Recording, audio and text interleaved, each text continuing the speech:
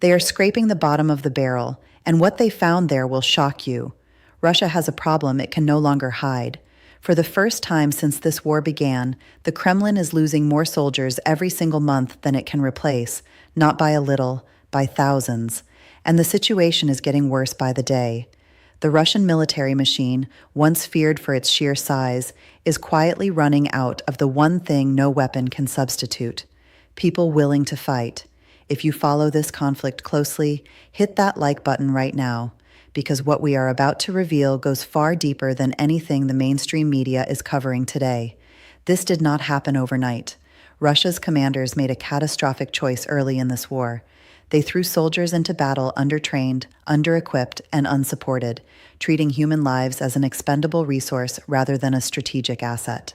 When Ukraine held firm and then pushed back harder than anyone in Moscow had anticipated, the body count exploded. Rather than change their approach, the Kremlin doubled down.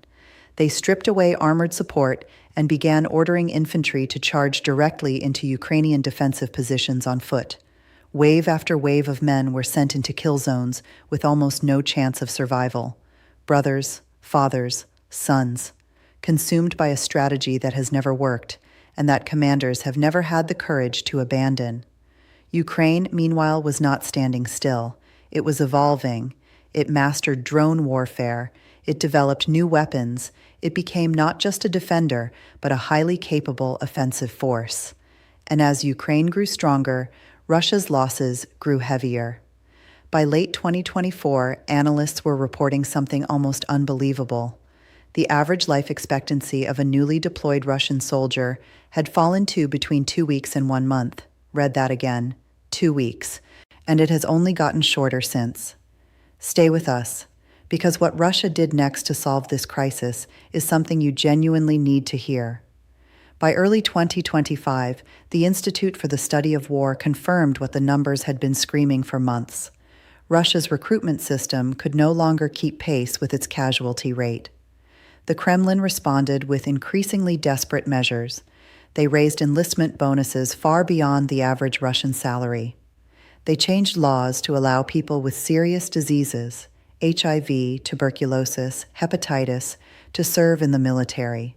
They went into prisons and offered convicts their freedom in exchange for 6 to 12 months on the front lines. They pressured ethnic minorities and immigrants, threatening deportation if they refused to enlist.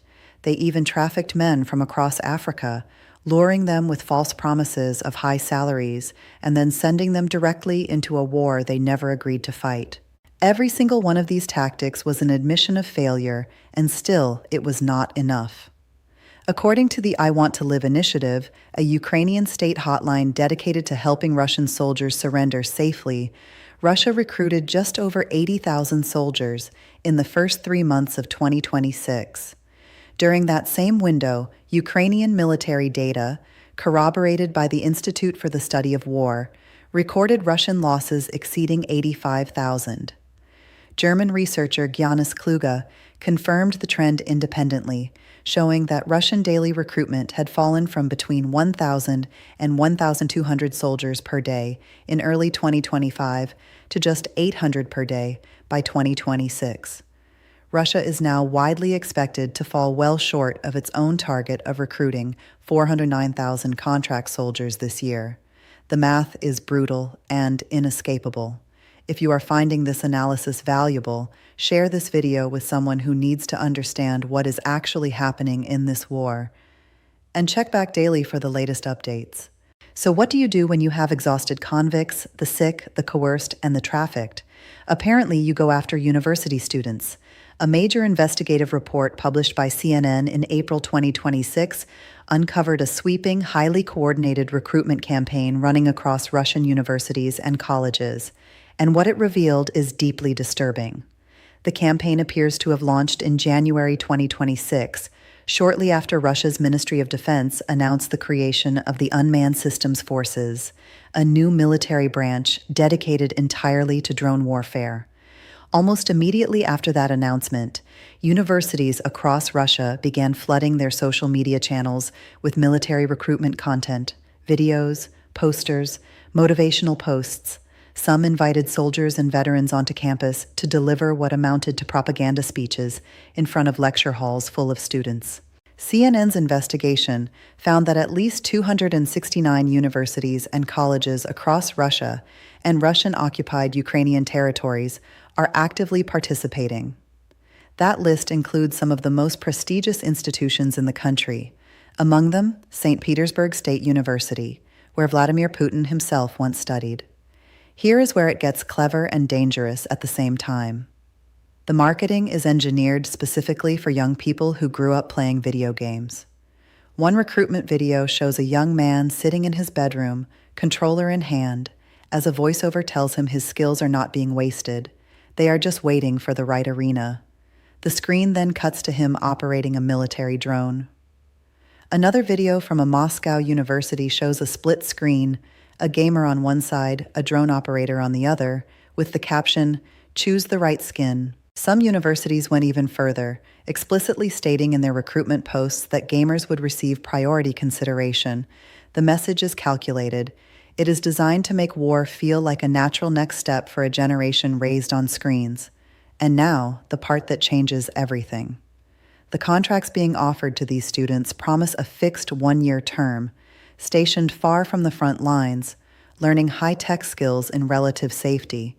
It sounds almost reasonable. It is almost entirely false. What the recruitment materials deliberately fail to mention is that Vladimir Putin has never rescinded the partial mobilization decree he signed in September 2022. That decree remains in force. It means that every military contract signed today is legally open-ended. It does not expire until the mobilization period ends, and that period has no end date. A student who signs thinking they are committing to 12 months could find themselves trapped indefinitely. And the guarantee of rear-line positioning? Military lawyers confirm it carries no legal weight whatsoever.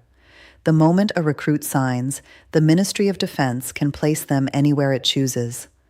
As one legal expert put it directly, they become, in every practical sense, a slave to the ministry. There is no choosing. There is no opting out. The students who spoke to CNN were largely clear-eyed about all of this. Most said they did not believe the promises. Many said none of their friends were seriously considering signing, but awareness alone is not protection. And Russia's recruiters know that, so they have moved beyond marketing and into coercion. Some universities have been caught shortening assignment deadlines and raising academic standards without warning, making it harder for students to pass.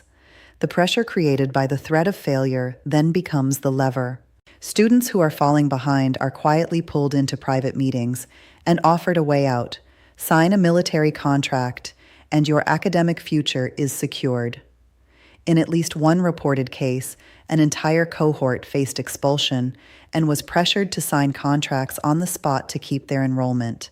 First-year students with mental health struggles or social difficulties are being specifically identified and targeted by staff. Institutions built to educate and protect young people have been repurposed as funnels feeding the Russian military. As one student put it, "I never imagined that my university would become something I needed to protect my friends from."